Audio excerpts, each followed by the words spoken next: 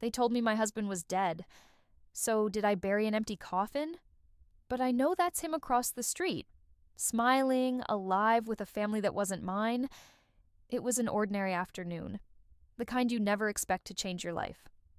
I was carrying groceries, my mind on dinner, when a man's laugh drifted across the street. I knew that laugh. My head snapped up before I could stop myself. And there he was. Michael. He looked older, a little heavier, his hair touched with gray. But it was him. The same profile I had memorized every night in bed. The same smile I thought I'd never see again. And he wasn't alone. A woman stood beside him. Her hand looped through his arm like it belonged there. 2 children bounced around them, laughing, calling him Dad. My hands went numb. The grocery bag slipped from my grip, cans rolling across the sidewalk. I couldn't move. I couldn't breathe. My husband, my supposedly dead husband, was alive and thriving, and he had built a whole new life without me. He didn't see me at first. I just stood there, rooted in place, staring at the impossible scene. When his eyes finally flicked up and locked on mine, something shifted.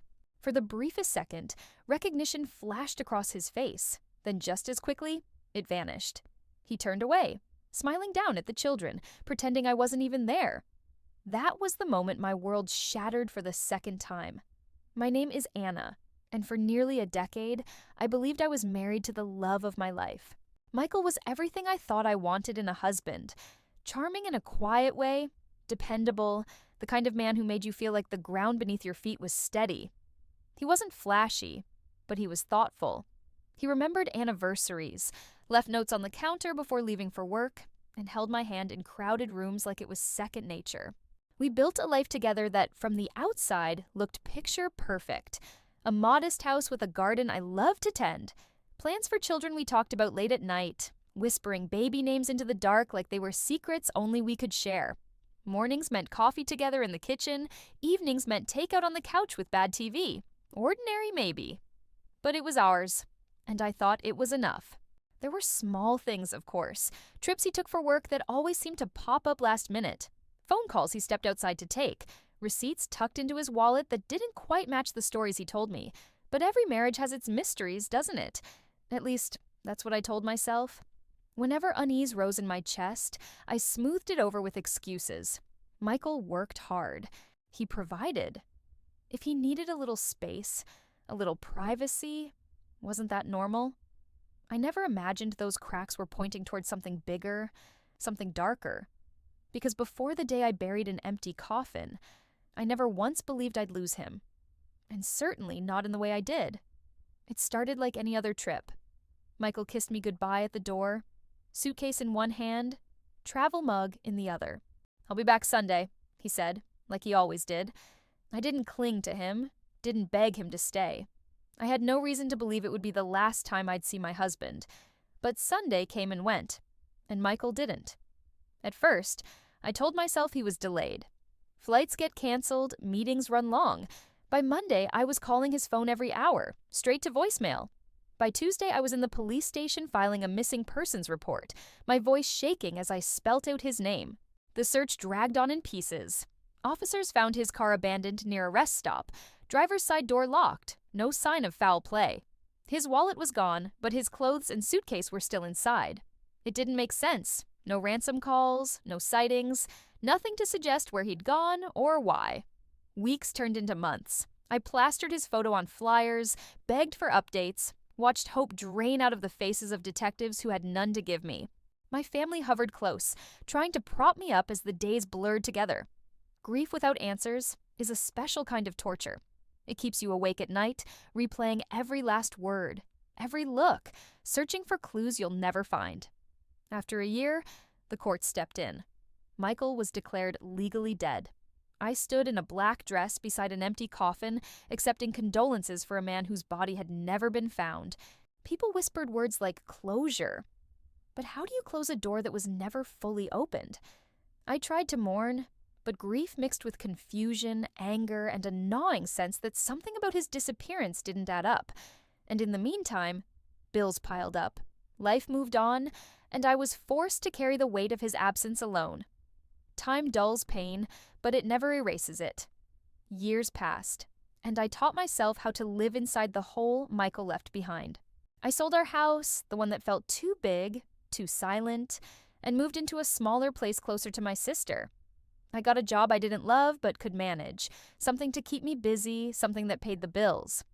People told me I was strong, that they admired how I carried on, but I didn't feel strong. I just felt hollow. Eventually, the world stopped tiptoeing around me. Friends stopped checking in every day, coworkers stopped lowering their voices when they said his name, even my family learned not to look at me with pity when I smiled at the wrong moment. That's how grief works. It's loud at first, then it goes quiet, leaving you with an ache only you can hear. By the 4th year, I had built a routine. I wasn't happy, but I was stable, and stability felt like the closest thing to peace I was going to get. Then one afternoon, everything shattered again. I was downtown leaving a bookstore when I heard it. A laugh. His laugh. My heart stopped. My head turned before I could stop myself. And there he was. Michael.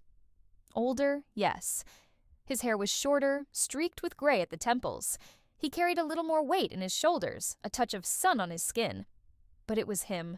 The same walk, the same smile, the same man I had buried in an empty coffin. For a moment, my brain refused to believe it. I told myself it was a look-alike, a cruel trick of fate.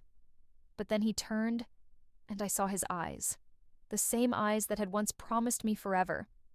And he wasn't alone. A woman walked beside him, her arm looped through his like it belonged there.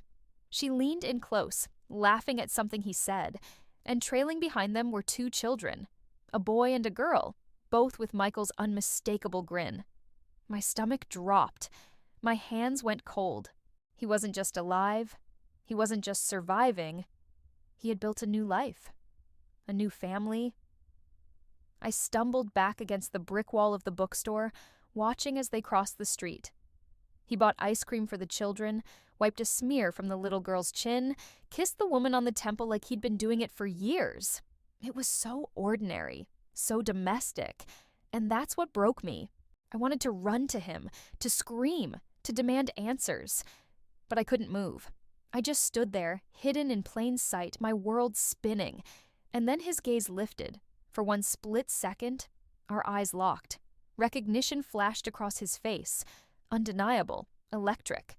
But instead of shock or guilt, his expression hardened. He looked away deliberately, focusing on the woman, the children, as if I was a stranger. As if I had never existed. That was the first time I realized. Michael hadn't just disappeared. He had erased me, replaced me. And now I was the ghost, haunting a life that used to be mine. I told myself I had to be sure before I said anything. That's why I showed up with trembling hands at my sister's kitchen table and told her what I'd seen. She folded a dish towel around her fingers and smiled that sad, careful smile people give when they don't know what to say. Anna, you've been through so much. Grief does strange things. Maybe it was just someone who looks like him. Her voice was gentle, and the kindness felt like a rebuke. When I told a close friend, she nodded slowly and said, "You know your mind can make things up when it's starved for answers. Try not to obsess." Even my father, who'd stood by me through the missing person's nightmare, put a hand on my shoulder and whispered, "You're still healing, love.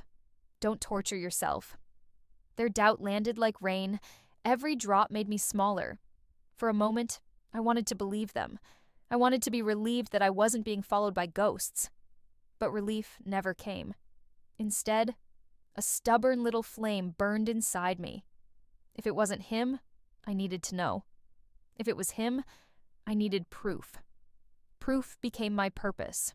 I started watching, not out of spite, but because I needed a truth that couldn't be explained away. I learned his new routine: cafes on Tuesday mornings, the park at noon, the kids' school pickup at 3. I followed at a distance, heart stuttering every time his silhouette rounded a corner. I took photos, him laughing with the little boy, pushing a stroller, the woman tucking hair behind his ear. Each picture felt like a small votive in a shrine to a life stolen from me. I printed them, labeled them, hid them in a shoebox at the back of my closet. At night, I'd pull them out and study them until the faces blurred. The more I collected, the more the people I loved leaned away.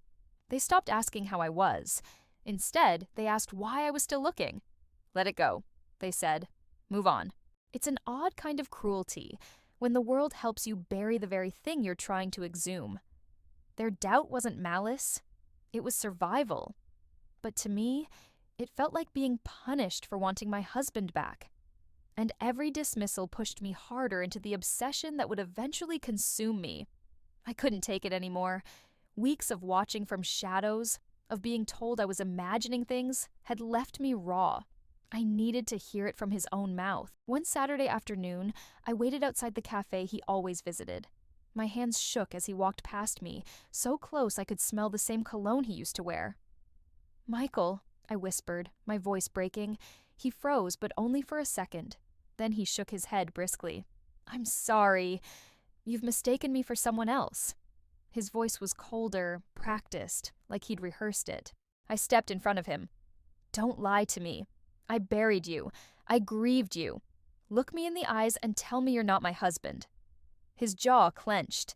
He glanced around, then muttered, "Not here."